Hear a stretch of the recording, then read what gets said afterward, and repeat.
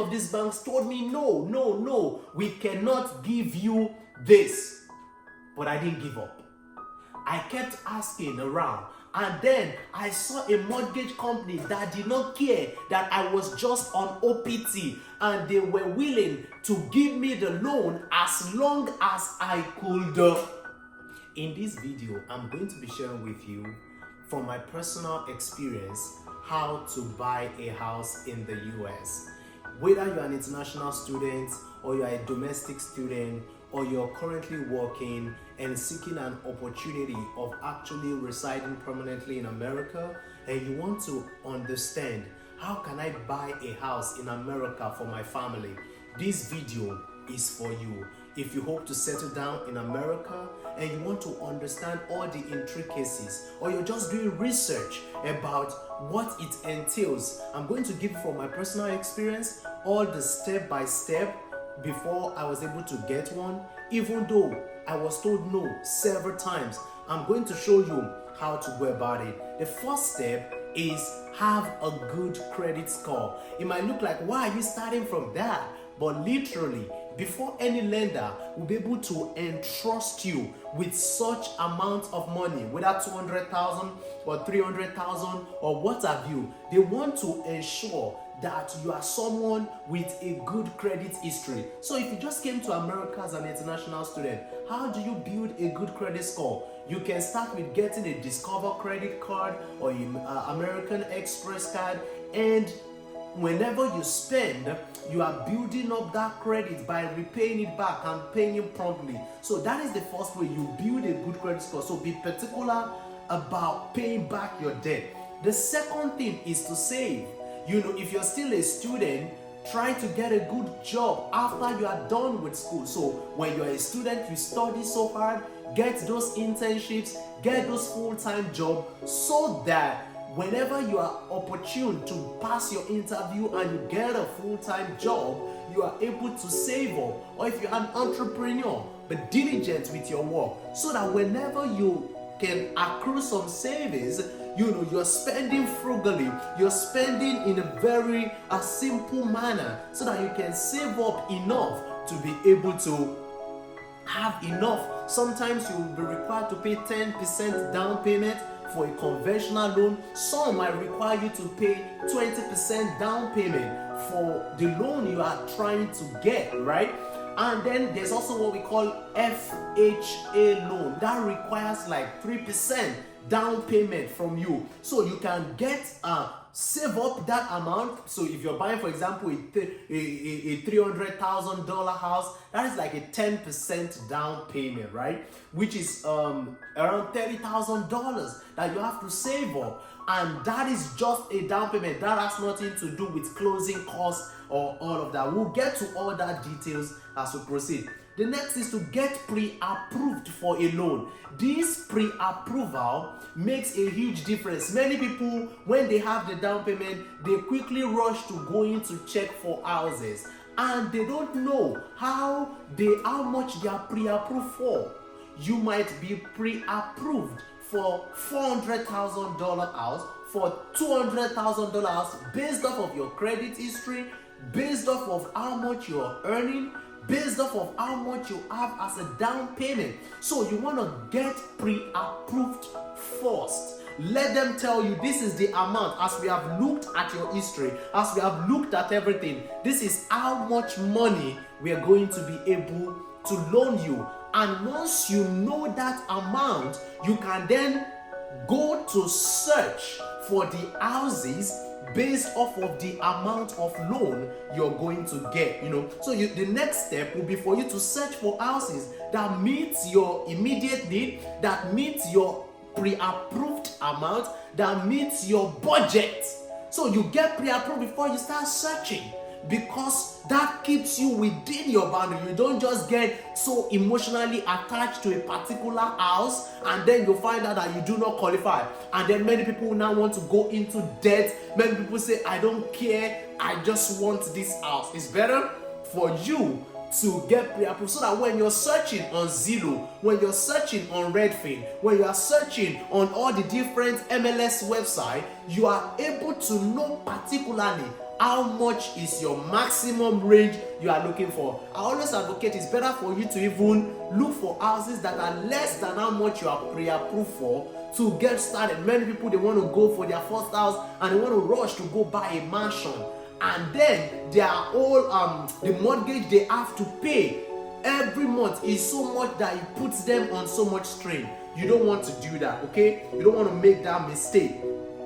Then you research the neighborhood. For real estate, the neighborhood, the location is one of the most critical elements. You want a place that is safe for your family. You know, we've been hearing a lot about school shooting. We've been hearing a lot happening around. So do thorough research on neighborhood. Pray through on where you want to live, where you want to raise your family, because the school system matters and all of that good stuff, right? So you also want it to be a place that is easily accessible to all the different points that matter in your life. Like, okay, maybe your church, maybe a place that is accessible to the airport. Maybe you don't want to just go to some remote place, far from people, far from safety, such that when you need help, it takes people hours to get to you. I would not advise you to do something like that. Okay.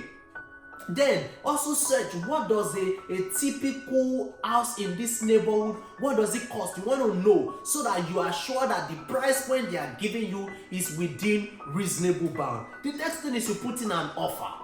Okay, you say, yeah, I'm ready to buy this house. You know, for me, when I got to the place where I wanted to buy, I went there with my realtor, and okay, I think I missed one step.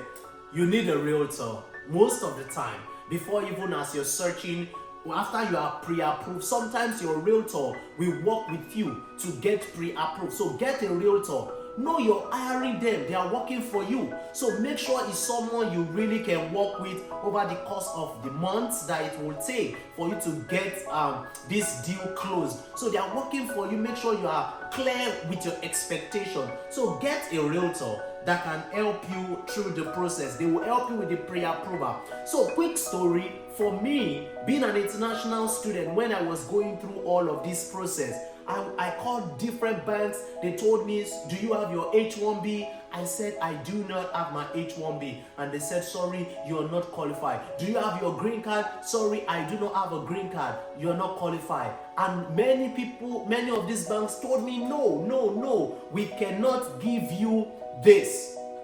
But I didn't give up. I kept asking around. And then I saw a mortgage company that did not care that I was just on OPT, and they were willing to give me the loan as long as I could pay 10% down payment. And that was about, I think with closing costs, almost $40,000 that it cost, right? So I had to save up for that amount, you know, from my work, and I will explain how I save out easy ways to save up enough money in later video. Alright, then the next thing was they agreed to loan me. It was like, are you joking? Are you serious? And as I kept going on through the different process, I just trusted God to like show up, and He did. You know, even when they gave me the key to the house, it looked like a surprise. But let's go on with the process, right? So you put in an offer. So for me, they put I think almost 300,000 for the off 265, and I said okay. The realtor advised me to just go in and accept that same offer. Some people might tell you reduce it by certain percent. I went in and I put in exact offer. But guess what? When the next thing I will tell you, after the offer is accepted, right, by the owner of the house, by the person selling the house to you, the next step is inspection. Inspection can be for you. So there will be a third-party company that will come to inspect the house to check if everything is in proper shape.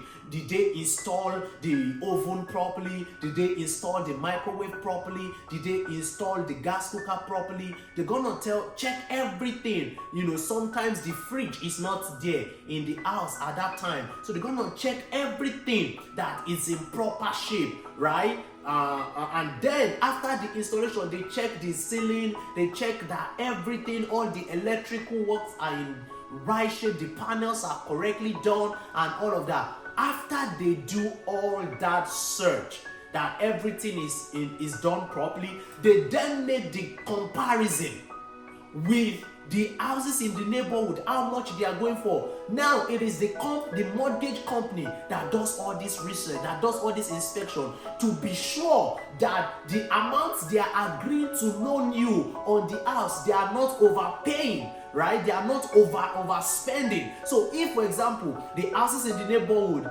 cost a maximum of 300,000, and the features of this house, say it's a 4-bedroom, 2-bedroom, 4-bedroom, 2-bathroom house, or a 3-bedroom, 3-bathroom house, and the price is outrageous, they will tell you that no, they cannot fund that except the owner reduces the price. And that happened to me. So even though we agreed to put the offer of 265,000, when they came back, they found out that the neighborhood was not yet well developed for that amount, that the maximum they could loan was $235,000. So we had to reach out to the owner and say, well, they cannot pre-approve this amount. What do we do? Where do we go from there? And then the owner was like, that's the least they can go is 240. Now we go back again to the mortgage company, and the mortgage company will tell you that, okay, since that's what the owner is saying, they are able to pay 235,000. Are you willing to pay $5,000 out of pocket? This is not part of the down payment you're dropping. This is not part of any of those, right? This is you paying additional $5,000 out of your pocket. So for a $235,000 house, let's say the 10% down payment is about $23,500, and then there are still closing costs, maybe up to like $10,000. So we are almost talking about $33,000, right? And then $5,000 out of pocket, that is like $38,500, and then other miscellaneous expenses. So you're looking at $40,000 that you have to drop before they can give you the key. So that is why I started with, you need a good credit. You need to save up enough amount of money for the house you want to get. Although they will give you 2 months after your payment, after you get your key, they'll give you 2 months for recuperation before your loan payment starts, your mortgage payment starts, okay? Then you get pre-approved for the loan before you start searching for the loan. So whether you're an international student, you are on H-1B visa, or you have a green card, it doesn't matter. As long America is so capitalist in mindset, it's really about, do you have the money to pay? And even if someone is out of the country and wants to buy a house in America, as long as you can pay cash, you're good. They're gonna give you the house, right? So that is the mindset. Do your research, do your due diligence, check out the neighborhood, check out is a place you're comfortable raising your family in, go for it. Many companies might tell you no, many banks might tell you no, I don't want to be mentioning names, but some will tell you yes. Fairway Mortgage told me yes at that point in time. They are in Carrollton, Texas, and they told me yes, and I said okay, and I went on with them, and even though I was just on OPT, it was possible. We were able to close the deal in less than 2 months. They gave me the key. America is about you making some wise decisions. As you subscribe to TK Prudent channel, a lot of good stuff will be coming to be able to help you make prudent decisions with your life, with your family, with your business. So if you're thinking of buying a house and you've saved up, why not go for it? You don't need to wait. We also talk about when, at what point should you decide whether to buy or to rent. What are the parameters we check in future videos? But stay tuned, subscribe to this channel. More good stuff will be coming. Thank you for listening. God bless you.